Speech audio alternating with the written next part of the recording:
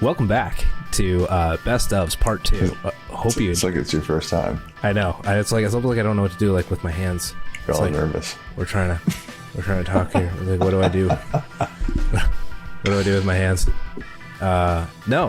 Well, I hope keep them above the table. Yeah. Well, if you don't mind. No, that's fine. We hope you enjoyed part 1 of our Best of TNRC Stories episode. It was pretty fun. A lot of damning material. I thought it was pretty fun. Yeah, no, it was a blast. Just a little bit of a little bit of us commenting on us. Who doesn't want to see that? So yeah, that was a blast. So we're back this week with a few other things here. Not so much our best of or our favorite moments, but we just got a few fun things up our sleeves here.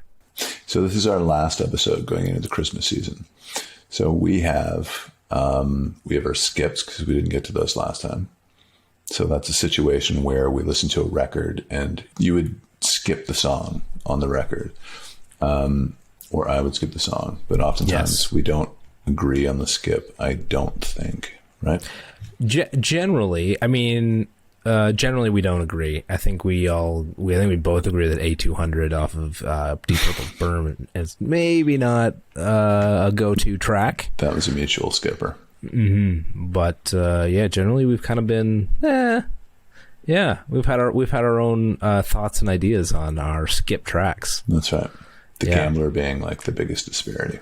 That was pretty big. Well, there was big. That, but it all started with Round and Round. Right in episode 1. It was Round and Round that really kicked things off. So why don't we get things started and we will play clip 1 of our skips segment. And now after No More is Round and Round. Mm-hmm. And your favorite. Yeah, skip. No. Oh, you can't skip. It's so good. But again, like it's just placement, man. Like again, maybe on another album. How do you go from No More to like I guess. No More to Round and Round? Like I think it's funny that perfectly fits on that record.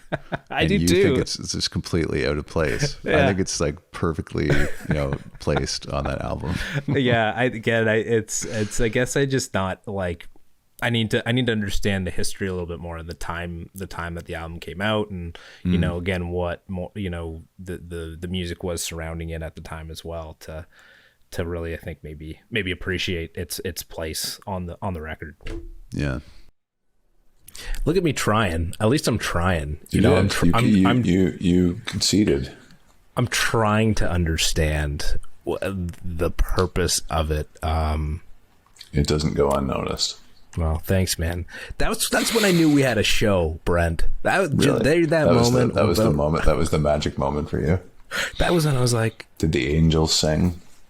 It's like, I think, or we disagree. We've got a show here.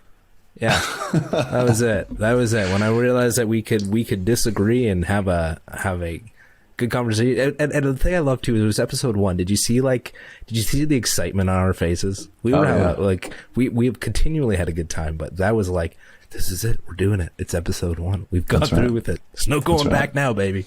So that's the episode. That's the first part of skips. Here's the second. Here's our second clip of skips. This is from episode 3 from another Aerosmith album, from Rocks. I was going to ask you one question though, and it has to do with Round and Round from episode 1. Remember? Oh yeah. Okay. So now listen to Nobody's Fault. You know the tune. Obviously. You know what button? Yeah, I need a button, Brent. You know what the button needs to say? Do I want to know? Probably not. But here's what the button's gonna say when I hit it. Right. Skip. Oh. There you go. So wait, okay, Round and Round. I know you're gonna skip. You can't skip that though. Nobody's Fault. What do you think of that tune? I could skip it. Okay, so that's what I was wondering about, because when I think about Nobody's Fault, it's very similar to Round and Round in my mind. I like it more than Round and Round. I'm more of this fan. It's a little bit more melodic. That's me. That's me. I'm the mainstream melody guy, I guess. I like the chorus in this. I feel like it's so heavy, and I know that Tyler is like he's a big fan of this song. Thinks it's like a highlight of his creative career. He's very proud of it. Yeah. Yeah, but I'm just realizing that I'm not a Tyler Whitford fan of their writing. Yeah, because Last Child is also written by them, mostly Whitford, actually. Yeah. So why don't you like Last Child? It's just got such a great groove, man. Well, see, here's the thing: is that it was I remember hearing that and playing that on Rock Band. Was it Rock Band or Guitar Hero? Okay, so I'm sorry to our listeners out there, but that's kind of what ruined it for me. Is that like I just heard it so much playing that, and really? I just I do not dispute the groove. I do not dispute like the instrumentation of it. I think if I hadn't heard it many times before, I might be more of a fan of it. But just not a big fan of Last Child. Yeah, it's really interesting how that's an impactor, right? Like when you think about how you encounter a song and you wonder if you'd heard the song in separate circumstances, if you'd like it or not. Yeah. One question: Impactor, is that a Transformer? Is that an Autobot? Yeah, it's a Decepticon. Decepticon. Sorry, like you. That's right. Yeah. I was a huge Transformers fan when the new movie came out. I used to watch it like as a cartoon as a kid. But when the reboot came out, I painted my room. Okay. I painted my room and it was red and blue, and we had the Autobot and Decepticon symbols stenciled, painted on my walls. Really? Yeah. You know how old I was? 28. Well, no, but screw you, because I probably still would have done it. But no, I was 16. I was 16, and are you serious? Oh yeah, and I used to work at the Real Canadian Superstore, so I took the Transformers. They had a cardboard cutout of like Optimus Prime with the Transformers thing. So when they were throwing that out, I took that and I put it above my bed, so it was my headboard. Wow, are you proud of that? I put it above my head, so it was my headboard. I got it. So I put it above my... It doesn't matter. It's okay. It's fine. Oh, man. That's fun, though. Where's the skip button? It was the skip button. No, you can't skip. You can't skip Transformers. It's a classic story. It's a classic. Yeah. I mean, we've all got our skips. What's the next skipper? Episode 8. Sticky Fingers with You Gotta Move. Oh, okay. Here we go. This is a Brent skipper. And I can't believe you would skip this one. I can't believe you would skip any Rolling Stones song. Here we go. Well, You Gotta Move. They did a great version of it, and kind of comparison to what Mississippi Fred did. It's pretty bang on, and again, just kind of a cool little cool down for the end of side one. See that? It's funny because that's we talked about skippers earlier on. We were talking about Aerosmith, right? Yeah, that's a skipper for me. Oh yeah. And I almost think like, so it's Brown Sugar, Sway, Wild Horses, Can't Hear Me Knocking, which is like unbelievable. Kids started the record with that, and then You Gotta Move, and I just like, what a side for me, except that last song, number 5. I think to me that just again embodies sort of who they are and their influence and what they were, they kind of made themselves from was that style of music. So I think it's a nice nod back to what began and how they began. And, I think it's a cool piece to end side one with. Yeah, I agree in terms of not really. Lineage and respect and a nod and a wink and that sort of thing. I just don't care for the song. That's all. But again, that's just my opinion, right? Yeah. My opinion stops here. No, I know. I was giving you my opinion, man. Yeah. I was going to say after that, when you said I was giving you my opinion, I was going to say, I don't care about your opinion. You do though. That's why we're here. I do. No, that's a good one. I love it. I love how you couldn't just stop. You had to be like, no, I get it. No, I get it, kid. All right, kid. I get it, kid. I just don't like it. Yeah. Like you were just rhyming off the titles on that album. What a good album. Oh, man. Oh my goodness. Terrific. Sway, Like a Wild Horses, record. Can You Hear Me Knockin', Brown like, oh my goodness. Yeah. So good. Truly one of the best. Yeah. And actually, I think there's another skip coming up from this album. Hold on a second. That's another skipper for me, you know? Sister Morphine? Mm-hmm. I don't know. I was never really into it. And I know people will be like, what? But Tell Brent right now how pissed you are that he would skip Sister Morphine. Right now. Send in the messages. Leave the comments. I want to hear it. I want to read them. We'll read them next time. If you leave comments, we will read them. it just wasn't, it was very unimaginative, I guess I would say. You know, you think about songs like Moonlight Mile, and the song, it's like a mysterious kind of song because they make references where you hear the lyrics and you go, what is he talking about exactly? Your transgression towards this is that it's too obvious. Yeah, transgression. Yeah. But don't you, I don't know. You clearly don't agree. Well, sometimes I just want things spelled out for me. You know, I feel like there's so much in this album that you can interpret, that you can take and you can do, you know, just there's a lot of discovering that you can do yourself, that sometimes having it like, you know, this is Sister Morphine and, you know, this is kind of what it is. And, you know, sometimes you just need that opportunity to be like, okay, this is really what he's talking about. Is that like a millennial thing, do you think? Yeah, definitely. I got no fucking time to try and figure out your lyrics. Just tell me. Just yell it in my face, okay? You look like you're doing the show by moonlight there. It's like the moon is shining in the window. In that clip? Yeah. Yeah, I know. The lighting is hilarious. Go back and listen to part 1 of Best Ofs. And you'll hear me. I go off on myself in that and on that setup. That was a bad setup. On with the Skippers. This is a mutual skip. A200. Tell me about it. Clunker. Wow, it's at the very end. Come on, you can't just skip it. It's at the very end. I turned the record off. I'll be honest. I don't. It's 4 minutes and 16 seconds. I actually don't think I ever got to the very end of the song. No, it's just needless. It sounds like they ran out of material and they came up with something at the very last minute and threw it on there to fill the record out. It's so true though. It's just I'm puzzled by that thinking that it's such a great record and then they put that juvenile thing at the end of it. It doesn't make any sense. I would love to find out. Like, I'd like to sit down with somebody and say, like, whose decision was that? Why did that happen? And why did someone think that was a good idea? Coverdale's still alive. Pace is still alive. They're all still alive. I don't think Coverdale was in support of that, nor do I think that like Ian Pace was in support of that. I think it was either John Lord or Blackmore, or whoever produced the record.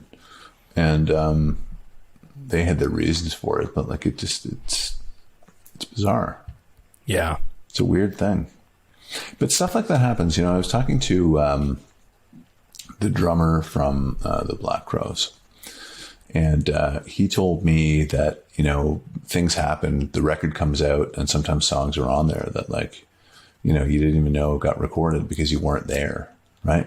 So he was telling me on the podcast that there was a tune, I can't remember which one it was, but he listened to a Morca and you know, he kind of heard the demo for it, and it was 3 of the guys screwing around in the morning, you know, 4:30, everybody was drunk, whatever. And Chris Robinson liked it so much that he put it on the record, and it was Downtown Money Waster.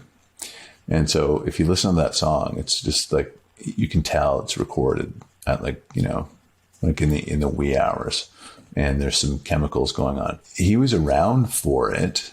He was not around for the recording of it, but it was played for him by Chris, and he said, like, what is that? And he was like, oh, it's this cool thing that we did.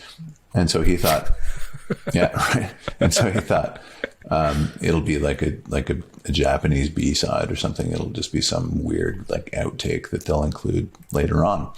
And it appeared on the record. You know, he heard the record and he was like, oh my God, why did you put that on there? Wow. But stuff like that happens all the time. Some of the band members have no idea, you know, that stuff eventually appears on the record. I guess there's no, it has nothing to do with, like, they can just do that? Like, how can you just do that without having other band members consent to have this music the on the Black Crowes are different. Like, Robinson ran that band, really. Chris and Rich. And the other guys just kind of fell in line.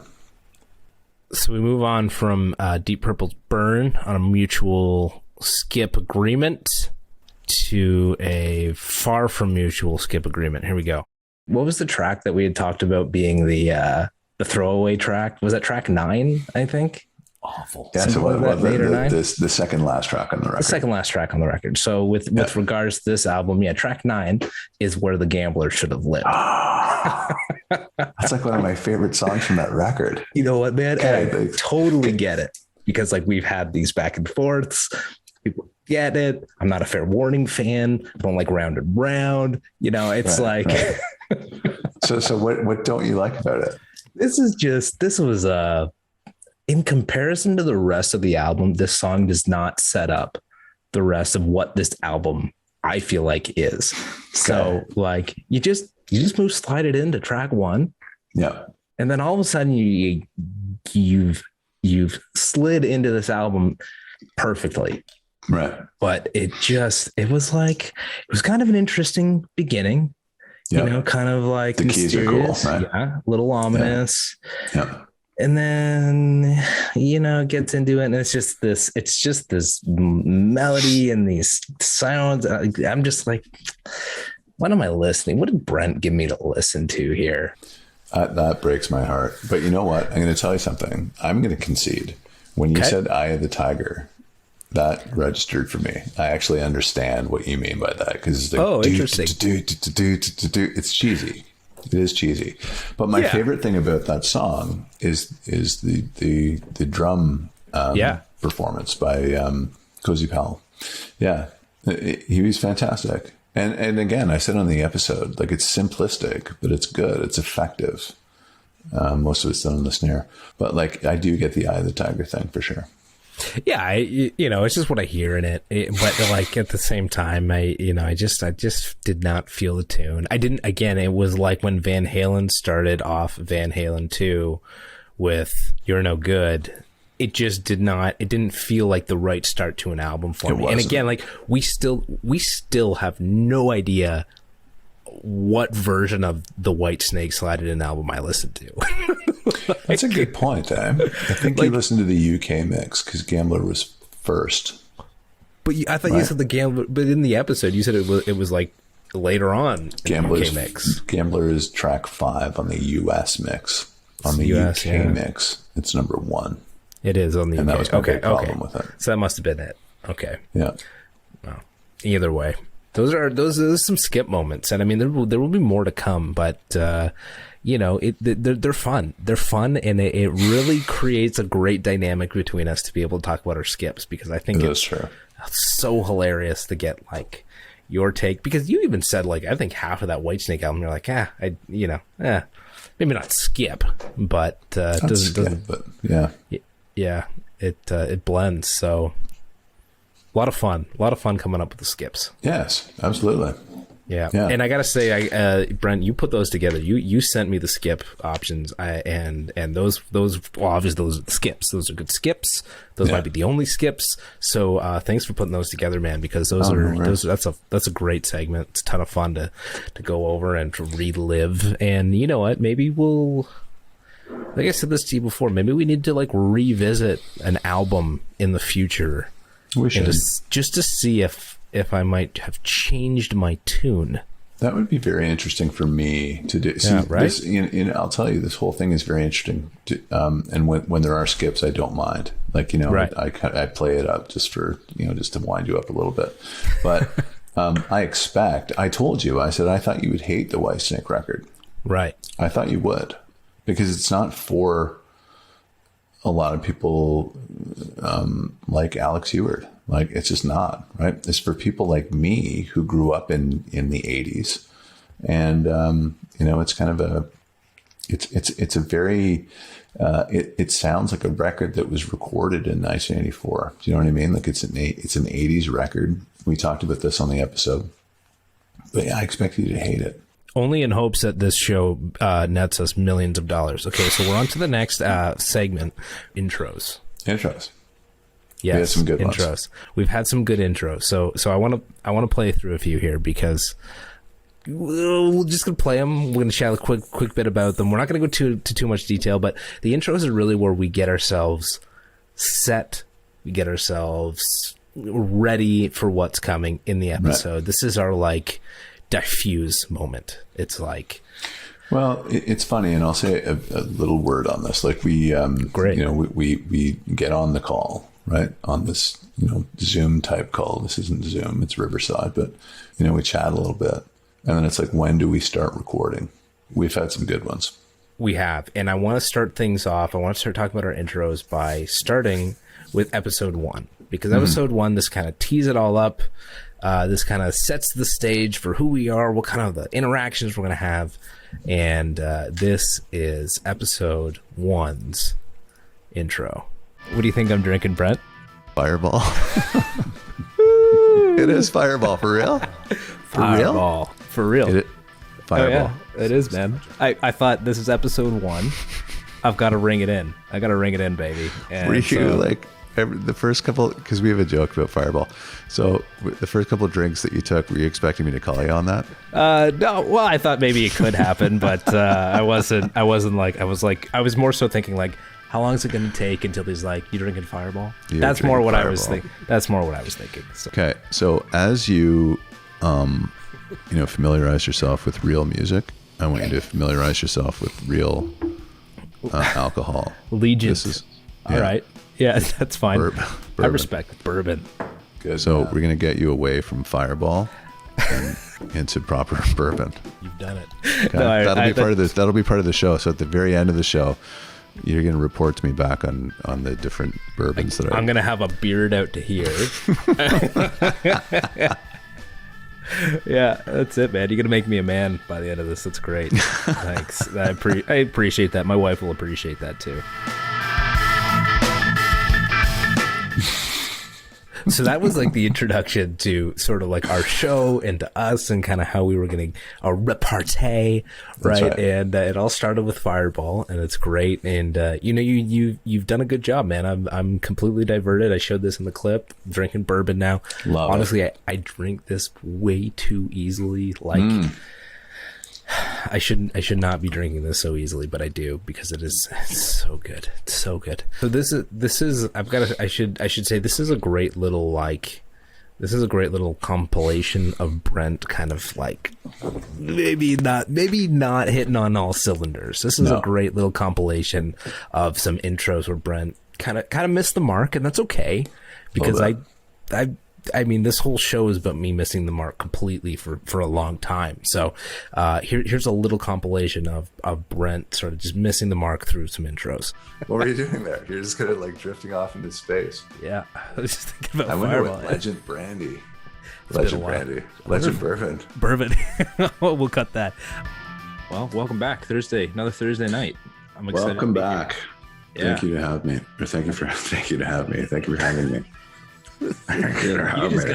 You got sound bites galore here, Brent. Sound bites galore.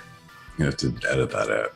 I'm not even drunk. This is my first glass. Yeah, just drinking a little Knob Creek. There you go. Tonight, Brent. Realized last time I called it Knob Hill. You know what is Knob Hill? Knob Hill Farms. Is it like a grocery store or something? Yeah, it was. I don't know if it still is a grocery store. In the U.S. or Canada? I think it's Canada, because I remember commercials. Knob Hill Farms. It was like a little jingle they had with it. Yeah. I have no idea. No. Well, that's what I got. Knob Creek. Knob Creek, baby. I'm low. I know. I gotta get is that more. Is that the same bottle you bought like 3 months ago?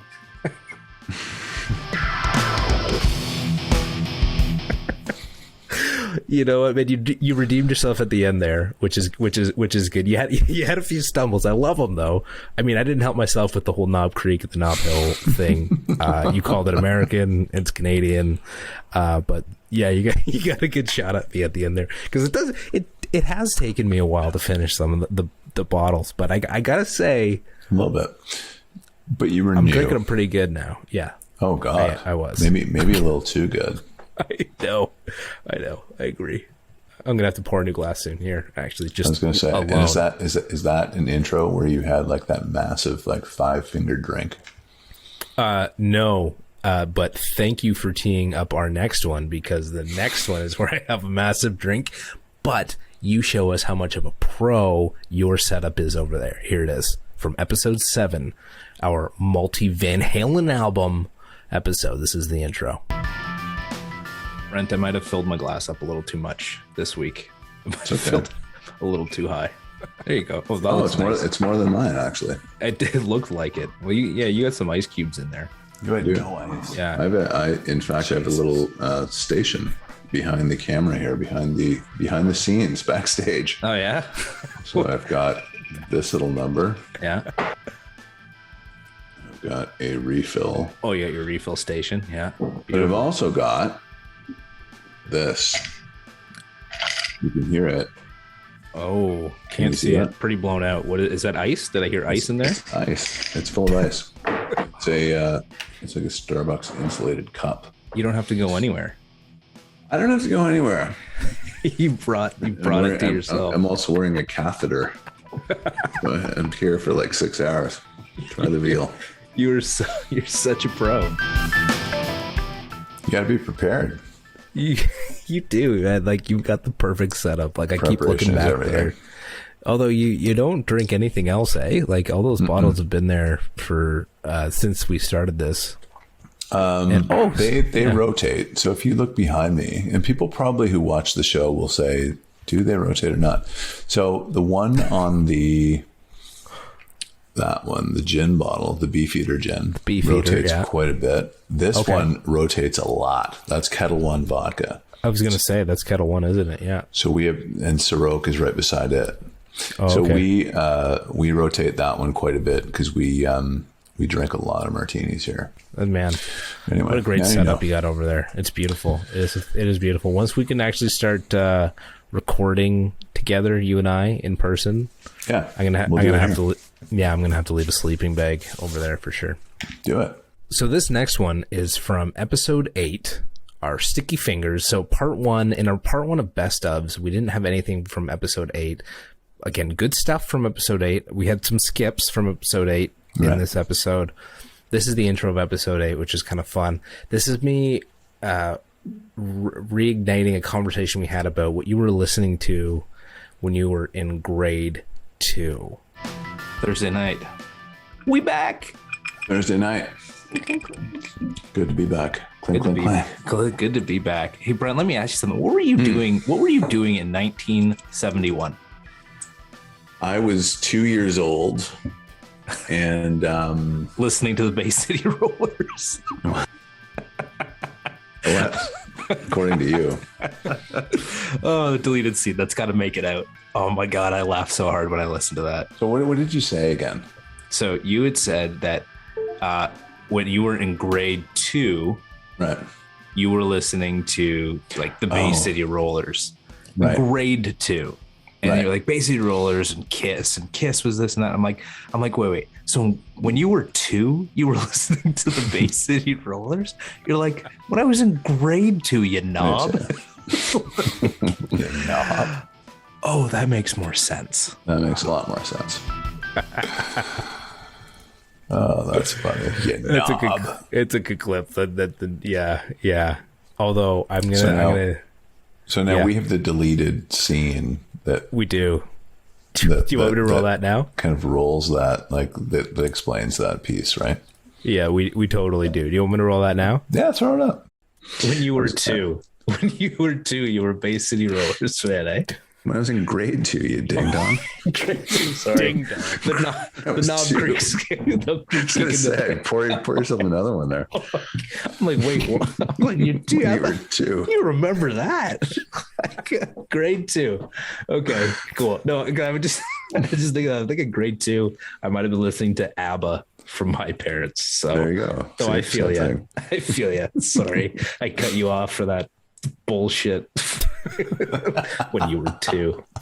It's 2. Bay City Rollers. You gonna be all right? I'm great, man. It's been a long day. I need this. I needed this. Thanks for sticking around. It's like a 5-finger drink. It's pretty big. It was a pretty big There's drink no ice too. in there. I can't remember why that day was so long. I know that I had a couple long work days before we settle in to record some of these, but that's what I heard. That was it. I love it. I love that we actually have the the source material for that. That was funny. Yeah, ding dong. I forgot all about that.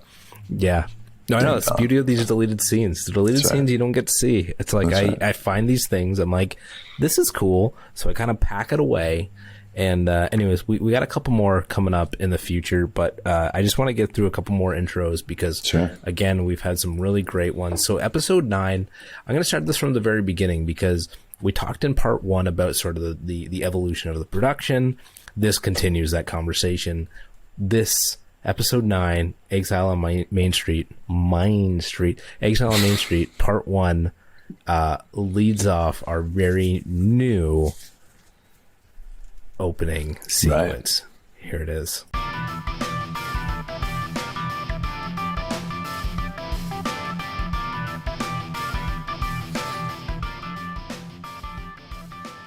I've done it, Brent. Look at that. I've done it. And I just opened it. I just wanted to do it here for the first time. It's like New Year's Eve. Oh yeah, man. This is it. Ready? Dude.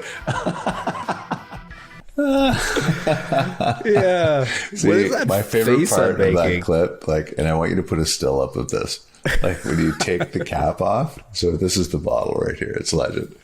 So you take the cap off and you make this face that is like, I'm not even going to try it because it's fucking classic. It made me laugh so hard when I saw the episode. Yeah, post a still of that. It's so great. Yeah, okay. Yeah, they've been looking at it. Totally, man. I don't know what I was trying to do. I had mentioned to you earlier offline where it was like some kind of a Tim Allen face. I don't know. I'm pretty sure Tim Allen's canceled, but Tim Allen from the Santa Claus was just like, that was it. He does his thing.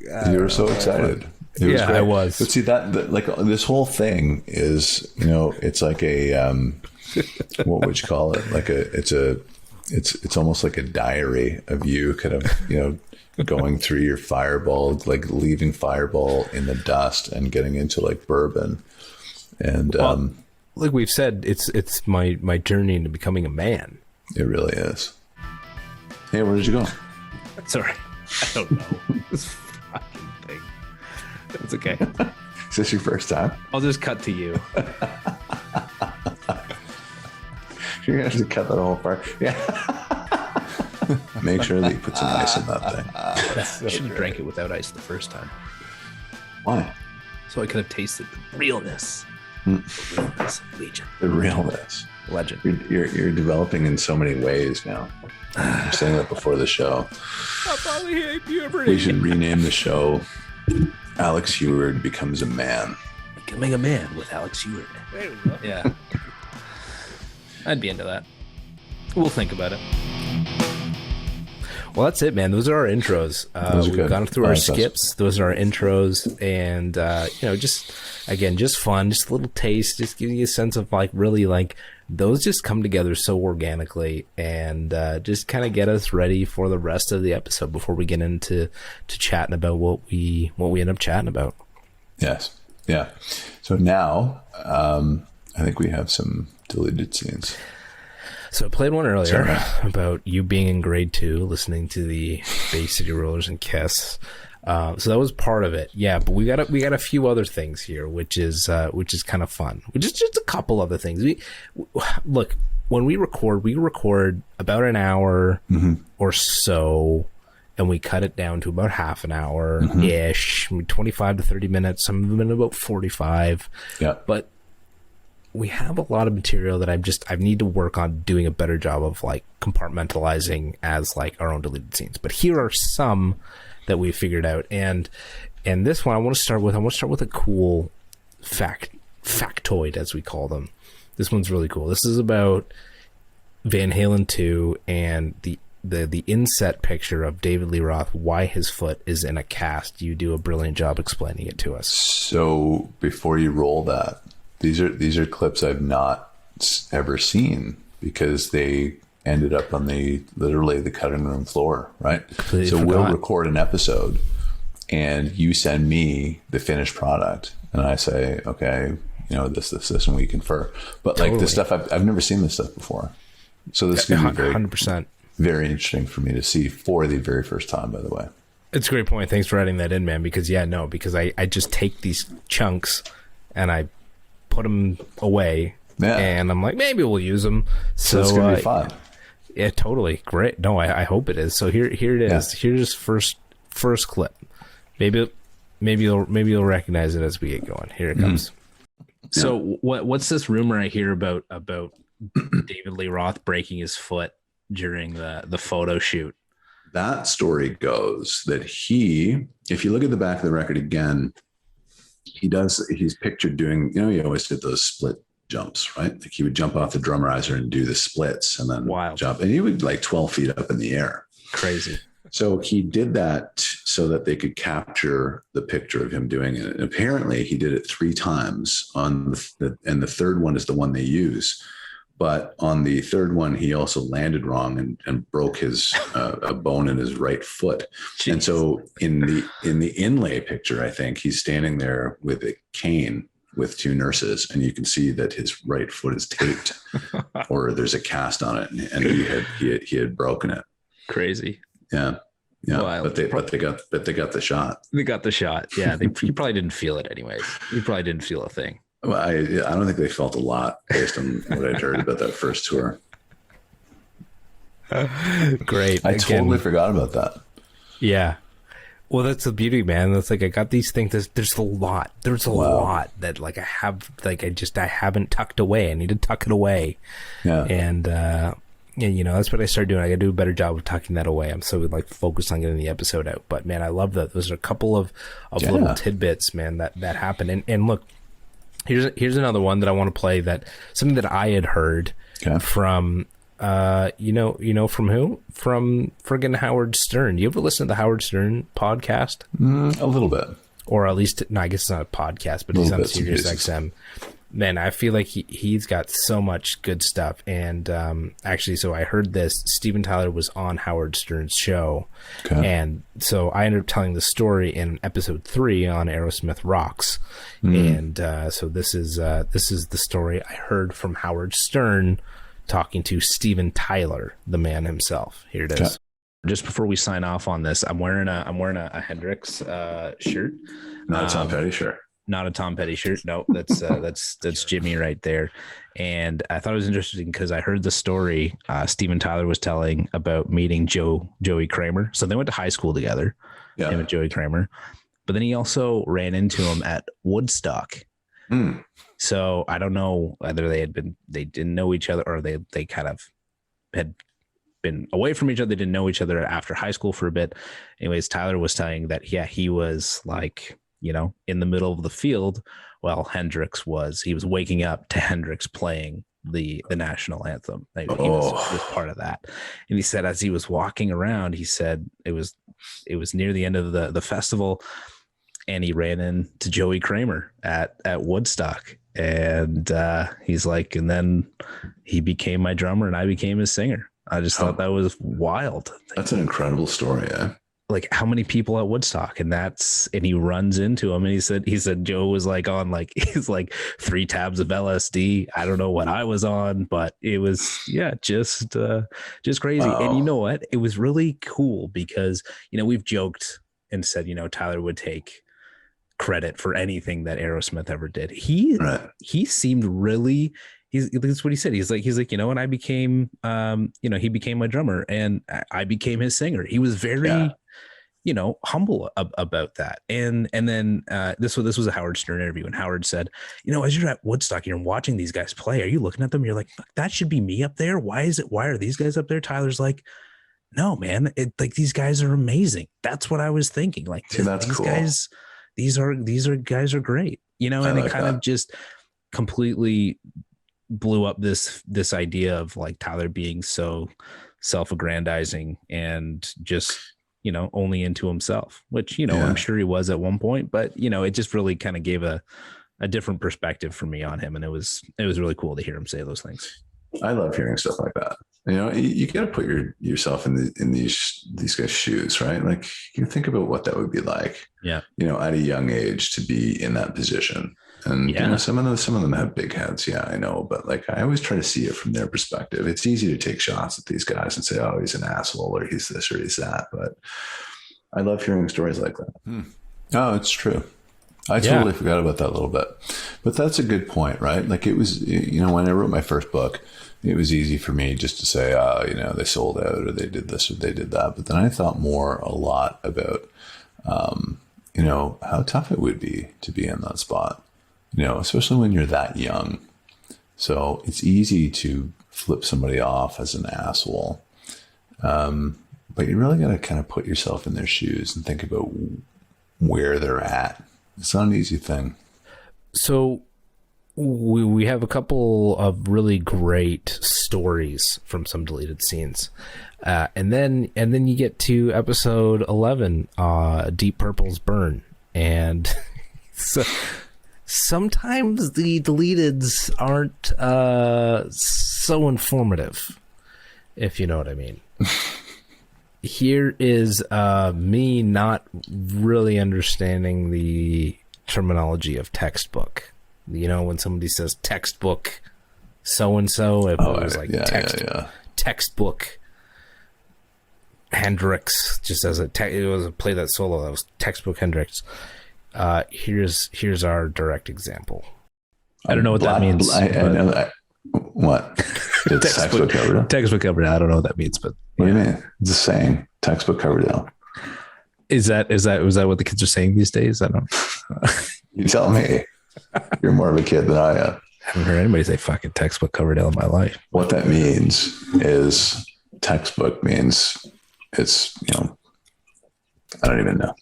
No, I get what you mean. I always thought it was like you were saying. I just trying to understand what textbook Coverdale, like what. It's the definition of what David Coverdale is. Basically. It is, eh? Okay, yeah, no, for sure. So funny. I might have this just is been such like a weird clip. Oh yeah, I might have just been. I was probably just being a little prick. You know, that's really what I was doing. I kind of was like trying to get my head around, like why you were kind of asking me that. I think I was just like trying to kind of figure out like what is he like. Why is he asking me that? Well, you said textbook Coverdale, and I didn't understand what was textbook Coverdale about it. And then you explained to me what textbook was. And anyways, it was just sometimes we have those, and then other times it's literally just me trying to sing. I love how you can hear sort of like his lisp or something though in Mistreated. I've been losing. You know, you got to hear that. You can hear that little bit of his lisp or some kind of a speech impediment in the way they do it. It's just kind of like, it reminds me of when people are like pretending to sing really well, but they can't really. So and it's kind of like Coverdale is almost like the, he's sort of like the not that he's the joke, but like when people try and sing, like, you know, like you try and sing like this. It's like, I never noticed that. It's actually Coverdale that they're, I wouldn't necessarily say mocking, but maybe imitating unintentionally. I know that's what I do sometimes when I pretend to sing like I can actually sing. I put on this, you know, like working for you, you know, like Cartman, you know, from South Park. But yeah, sounds great. I was like, what are you doing, man? You're such a good fucking sport, Brent. You're such a good sport. You're like, we're recording right now. We're doing our episode. I gotta play along with this. I gotta be a pro.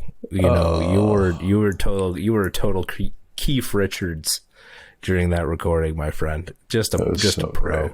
I honestly, I can't even tell you what the hell I was trying to do there. I was wondering where it was gonna go. Like, I was thinking, like, what is he doing, man? Yeah, maybe not great. I've had some like unfine moments.